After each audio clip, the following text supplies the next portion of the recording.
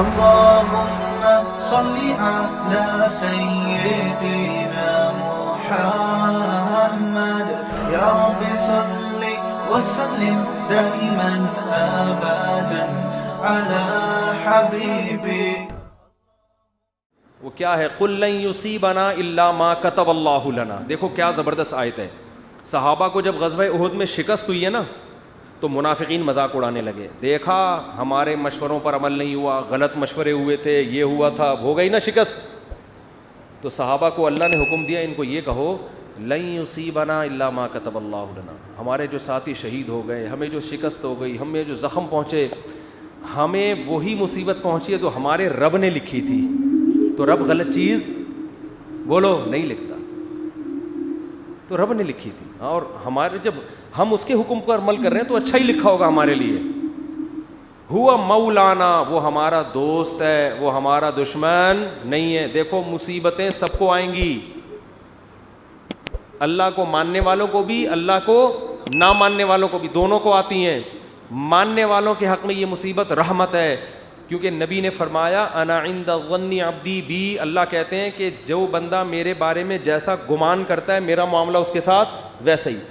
کافر یہ سمجھتا ہے کہ خدا نے جو مصیبت پہنچائی ہے وہ ٹینشن ہے. مسلمان کہتا ہے اللہ ہمارا دوست ہے, ہوا مولانا, وہ ہمارا دوست ہے, وہ ہمیں اگر کوئی مصیبت پہنچا رہا ہے تو ہماری خیر خواہی میں, ہماری برائی میں نہیں. تو یہ مصیبت آپ کے لیے کیا بنے گی؟ رحمت بنے گی, یہ نعمت بنے گی اللہ کی طرف سے مصیبت, اس میں بھی خوشی ہوگی. تو اب صحابہ منافقین پریشان تو نہیں, یعنی وہ تو خوشیاں منا رہے تھے کہ بھائی اس میں کیا رحمت ہو سکتی ہے, یہ جو اتنے لوگ شہید ہو گئے, اتنے زخمی ہو گئے اور شکست ہو گئی, کافر خوش ہو کے چلا گیا, اور یہ کہہ رہے ہیں کہ اللہ ہمارا دوست ہے, جو بھی مصیبت دے گا وہ ہمارے فائدے کے لیے. تو اس میں کیا فائدہ ہے؟ تو اللہ نے 3 فائدے قرآن میں گنائے. وَيَتَّخِذَ مِنكُمْ شُهَدَاءَ, فرمایا سب سے پہلا فائدہ اللہ نے بہت سے لوگوں کو شہادت کے مرتبے پر پہنچا دیا. مرنا تو اب بھی تو سبھی دنیا سے چلے گئے نا, کوئی زندہ ہے ان میں سے؟ بھائی جو نہیں شہید ہوئے وہ بھی چلے گئے, جو منافق تھے, جو باتیں کر رہے تھے وہ بھی قتل ہو گئے یا مر گئے. لیکن نام کس کا لیا جاتا ہے؟ غزوہ احد کے شہداء کا. حضرت حمزہ رضی اللہ تعالیٰ عنہ کی قبر مبارک پانی کے کنارے پر تھی. عمر بن عبدالعزیز کے دور میں کسی کو خواب آیا کہ وہ انہوں نے بتایا کہ پانی گزر رہا ہے اور میری میت کو یہاں سے نکالو. تو وہاں سے ان کی جب میت کو نکالا گیا تو بالکل تازہ خون بہہ رہا تھا. شہداء کا خون تو میں نے خود سونگا ہے, اور کچھ شہداء کے خون کی خوشبو تو میں نے اپنی ناک سے سونگھی ہے. 6 مہینے بعد بہت سے شہداء ہوتے ہیں ان کا جسم سلامت ہوتا ہے. یہ تو اللہ دنیا میں دکھا دیتا ہے. وہ میں نے بتایا تھا نا, ریڈ کراس والوں نے ایک وہ لگائی ہے کہ بعض لوگوں کی قبر خون سے خوشبو آتی ہے, بعض کی خون سے خوشبو نہیں آتی. یہ ریڈ کراس کی رپورٹ ہے, وہ ان کی آفیشیل ویب سائٹ پہ میں نے دیکھی تھی, وہ انہوں نے اڑا دی ہے وہاں سے.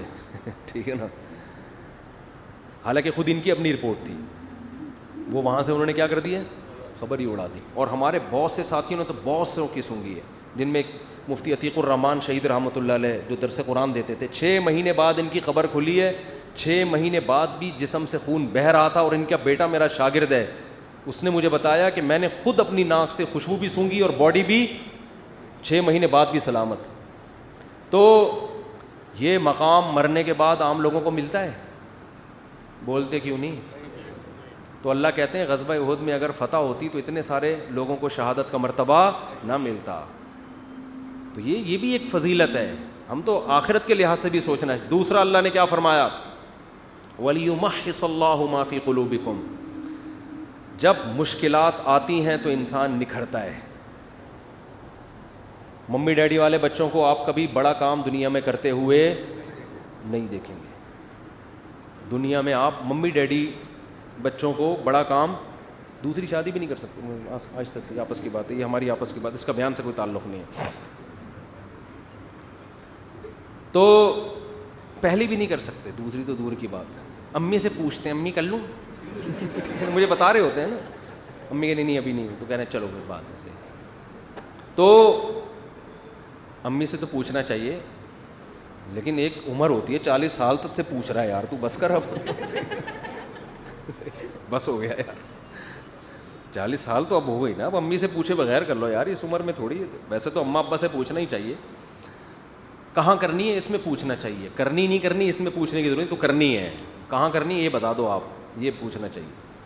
اچھا خیر, تو اللہ کہتے ہیں کہ یہ مشکلات دیکھو دنیا میں جہاں بھی فورسز کو ٹریننگ دی جاتی ہے تو گدوں پہ نہیں دی جاتی, ایئر کنڈیشن کمروں میں اور گدوں پہ سلا کے آرمی کو ٹریننگ نہیں دی جاتی کہ جی آپ نے کیڈٹ کالج میں گئے, سوری آپ نے جو ہے نا وہ کیڈٹ بھرتی ہو گئے, اب آپ کی 1 سال کی ٹریننگ ہے, آپ فوج میں گئے, جی کہاں ٹریننگ دی جائے گی, جی وہ فلاں مولٹی فارم کا گدا ذرا ایسا ہے اس پہ چوٹ نہیں لگتی, وہاں آپ کو ہم اچھل کود سکھائیں گے, ایسا ہوتا ہے.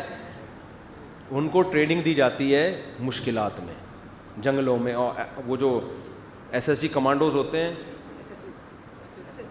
ایس ایس جی کمانڈوز سے ایک میں نے انٹرویو لیا کچھ دن پہلے, اتنی ٹف ٹریننگ, میرے ہوش اڑ گئے یار, میں نے کہا انسان ہو یار, کیا ہو تم, 30-35 آدمی رہ گئے تھے, پتہ نہیں کتنے ہزار گئے تھے اس میں ٹریننگ میں, تو بہت ٹف ٹریننگ ہوتی ہے, لیکن وہ ٹف ٹریننگ کے بعد لائف بن جاتی ہے, پھر کوئی کام ان کو ٹف لگتا نہیں.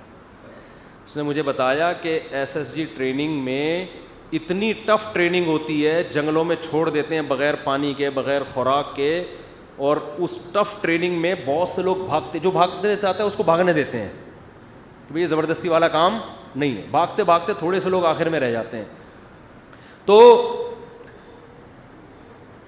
ٹف ٹریننگ کا فائدہ کیا ہوتا ہے, لائف آپ کی بن جاتی, پھر کوئی کام آپ کو ٹف لگتا نہیں, آپ چل سکتے ہو, آپ دوڑ سکتے ہو, پھر بہت اچھی زندگی گزرتی ہے, آپ ہنسی خوشی زندگی. جیسے پاکستانی جب باہر جاتا ہے تو سویڈن اور آسٹریلیا جیسے ملک میں ان کو ٹینشن نہیں ملتی تو وہ پاگل ہونے لگتے ہیں, اتنی ٹینشنیں دیکھی ہوتی ہیں, وہاں جا کے گوگل پہ ٹینشن لکھ کے تلاش کر رہے ہوتے ہیں, بھائی کہیں سے کوئی ٹینشن ملے تو ہمیں سوڑا, جتنی بجلی استعمال کر رہے ہو اتنا بل آ رہا ہے. اور حکومت بے روزگاروں کو بھی الاؤنس دے رہی ہے, ہسپتال میں جاؤ, اتنے خوبصورت ہسپتال, میں نے تھائی لینڈ کا ہاسپٹل دیکھا بھائی, اتنا خوبصورت, بد گدے مدے, بھائی اتنا, گھر میں آدمی کو وہ سہولت نہیں مل رہی ہوتی, تو اتنا کوئی ٹینشن ہی نہیں ملے گی تو بعض دفعہ آدمی عادی ہو جاتا ہے نا ٹینشنوں کا. دوسری شادی والا تو ایسے ملکوں میں رہ ہی نہیں سکتا, حقیقت بتا رہا ہوں آپ کو میں. تو میں یہ عرض کر رہا تھا, قرآن نے کیا کہا کہ جو زخمی ہوئے اور یہ جو اتنا مسائل آئے, اس سے اللہ تمہارے دلوں کو کیا کر رہا ہے, نکھار پیدا کر. شاعر نے کہا ہے نا, آئینہ بنتا ہے رگڑے لاکھ جب کھاتا ہے دل, کچھ نہ پوچھو دل بڑی مشکل سے بن پاتا ہے دل. دل کو جب رگڑے لگتے ہیں نا, خواہشات کے خلاف چلتا ہے انسان, پھر دل کیا ہوتا ہے, چمکتا ہے. جس کی ہر خواہش پوری ہو اس کا دل مردہ ہو جاتا ہے. تبھی رمضان میں نور پیدا ہوتا ہے دل کے اندر, بھوکا پیاسا رہ کر, کھانے پینے سے نور پیدا نہیں ہوتا, نحوست آتی ہے, ہر خواہش آپ کی پوری ہو رہی ہے. تو تیسری اللہ نے نعمت یہ بیان کی کہ منافق اور مخلص میں اللہ نے کیا فرق کر دیا ہے, فرق. اگر ہمیشہ فتوحات ہوتی رہیں گی تو پتہ کیسے چلے گا اپنا کون ہے اور غیر کون, پھر تو بھیڑ چال ساری دنیا اکٹھی ہو جائے گی. اب اس پر ایک اشکال ہوتا ہے کہ اللہ تو خود بھی تو بتا سکتا ہے کہ منافق کون ہے اور نیک آدمی, اتنی ٹینشن میں تو نے ہم لوگ کو ڈال کے بتایا ہے. تو اللہ نے فرمایا وما کان اللہ لیطلعکم علی الغیب, اللہ کی عادت نہیں ہے کہ غیب کی خبریں تمہیں بتاتا رہے.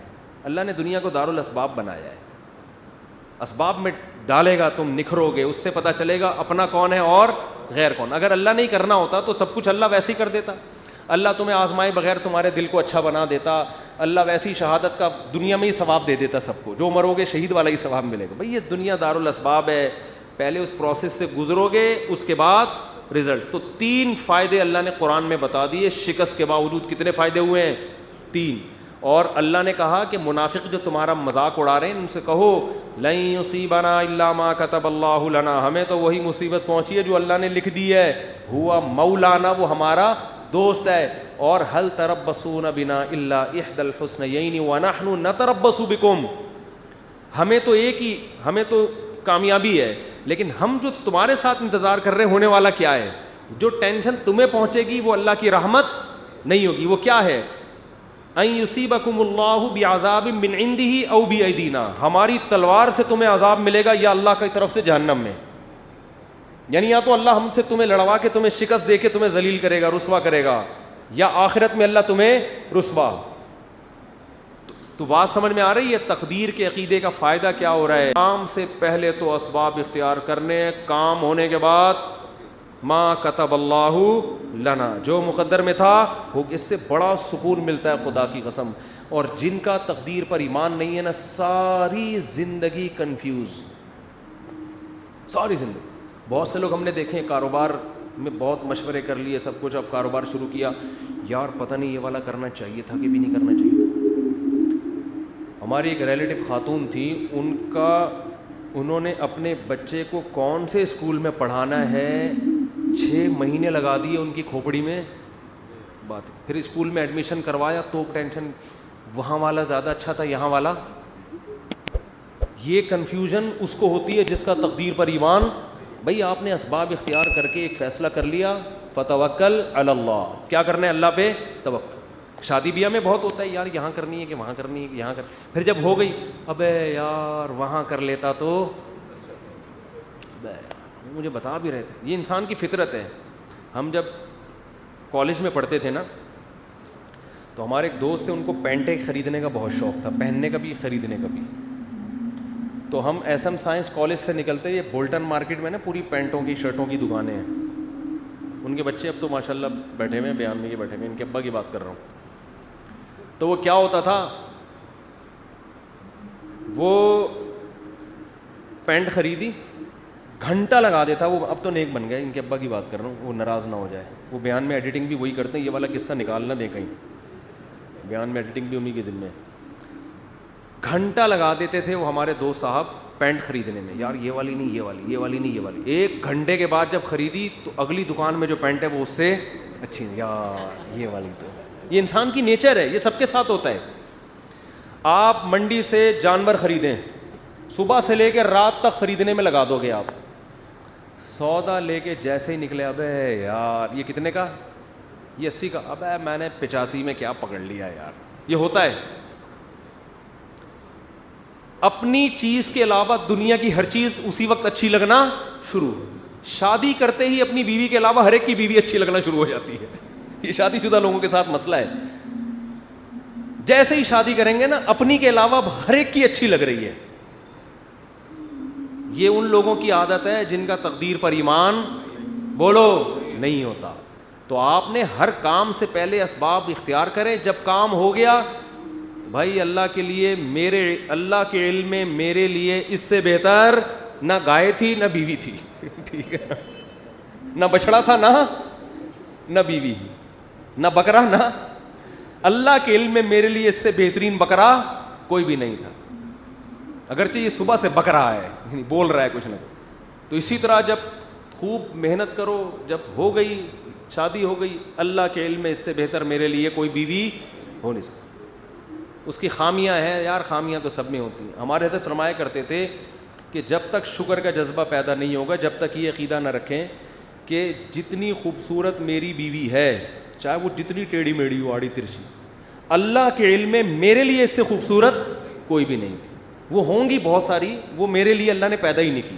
میرے لیے جتنی عورتیں تھیں نا، ان میں سب سے خوبصورت یہ تھی. جب تک یہ جذبہ نہیں ہوگا آپ کو سکون. اور عورت بھی یہ سوچے، بھائی جتنے میرا میاں کتنا ہی آڑا، ڈینٹنگ پینٹنگ کا بہت کام ہے اس میں، ٹھیک ہے نا، بہت کام ہے، لیکن اللہ کے علم میں میرے لیے اس سے بہتر ہسبینڈ ہو نہیں سکتا. وہ ہوں گے. وہ خواتین کی بھی عادت ہے ناشکری والی. عورتیں اکثر اپنے میاں سے بحث کر رہی ہوتی ہیں، اس کے میاں کو دیکھا، وہ تو یہ شاپنگ کراتا ہے، وہ تو یہ خریداری کرتا ہے. اس کے میاں میں جو خامیاں ہیں وہ بیان نہیں ہوتی. ایک صاحب کہنے لگے، ایک خاتون نے کہا کہ بھئی وہ انگریز شوہر ہے، وہ اتنا تھینک یو، اتنے اچھے اخلاق سے اپنی بیوی سے بات کرتا ہے، اور ایک آپ وہ گالیوں سے بات شروع کرتے ہو، گالیوں پہ ختم کرتے ہو. تو میں نے کہا گالیاں والی تو نہیں دینی چاہیے، لیکن اس کو بولو یہ جو انگریز ہوتے ہیں نا، صرف تھینک یو کے علاوہ ایک دھیلا اپنی بیوی کو دے کے دکھائے. تو آپ اپنی وائف سے بولو کہ سارا نان نفقہ میرا معاف کر دو، گیس بجلی کا بل معاف کر دو. پھر اور اس ہر نوٹ کے بدلے میں ایک تھینک یو. نہیں آ رہی بات؟ ہر نوٹ کے بدلے میں ایک تھینک یو. تو تھینک یو کی گردان پوری بیٹھ کے سنا دے گا. زندگی میں کبھی اس کی پیشانی میں بل نہیں آئے گا. تو یہ انسان کی نیچر ہے, دوسرے کی خامیاں نظر نہیں آتی, خوبیاں, اور اپنے والے کی خوبیاں نظر نہیں آتی, خامیاں نظر آتی ہیں. یہ مرد کے ساتھ بھی ہوتا ہے, عورت کے ساتھ بھی. لیکن جن کی طبیعت میں اللہ نے شکر کا جذبہ رکھا ہے, تقدیر پر ایمان رکھا ہے, وہ کہتے ہیں اللہ کے علم میں میرے لیے اس سے بہتر کوئی بھی نہیں. کوئی اگر تعریف بھی کرے نا اس کے سامنے, عورت کے سامنے, کہ میرے میاں تو اتنے اچھے ہو گئے, میرا میاں, تیرا میاں میرے میاں سے اچھا نہیں ہو سکتا. صحیح ہے نا, اس کو یہ بتایا کریں, سمجھا دیں جا کے گھر والوں کو. تو بیان یہاں سے شروع ہوتا, بس ختم کرتا ہوں اب میں. یہاں سے بیان شروع ہوا تھا کہ کون سی حدیث کدھر فٹ کرنے کی ہے. اس کے لیے حوالہ کافی نہیں ہے, اس کے لیے ایک عدد کھوپڑی کا ہونا ضروری ہے. اور یہ فقہی مسائل میں بھی ہے. آج جو ہر آدمی مجتہد بنا ہوا ہے نا, مسئلے نکالے جا رہے ہیں احادیث سے, قرآن سے, تو قرآن کی ہر آیت, قرآن کی ہر حدیث, نبی کی ہر حدیث, اس کا ایک مفہوم ہوتا ہے. وہ مفہوم دوسری احادیث کو سامنے رکھ کر بیان کیا جاتا ہے. ان احادیث کو پس پش ڈال کے بیان نہیں کیا جاتا. ایک مثال دے کے بیان ختم کرتا ہوں.